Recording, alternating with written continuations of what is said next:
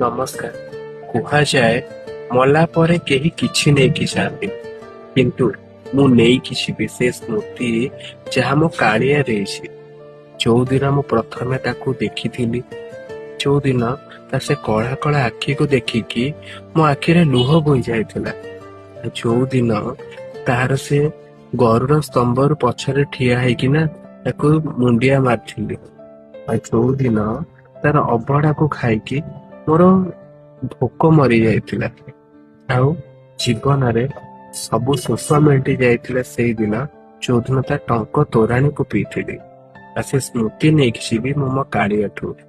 ସତରେ କାଳିଆ ଗୋଟେ ରିକ୍ୱେଷ୍ଟ ମୋର ରଖିବୁ, ଗୋଟେ ଅନୁରୋଧ ମୋର ରଖିବୁ, ମତେ ନା ଆଉ ଥରେ ଆର ଜନ୍ମରେ ତୋ ପୁରୀକୁ ଆଉ ଥରେ ଡାକିବୁ। କାରଣ ଏ ଜନ୍ମରେ ନା ମୋ ଭକ୍ତି ଅସମ୍ପୂର୍ଣ୍ଣ ରହୁଛି। ଏମିତି ଲାଗୁଛି ଆଉ କିଛି କମ ରହିଯାଇଛି, ଆଉ ଟିକିଏ ତତେ ଦେଖିବାର ଥିଲା।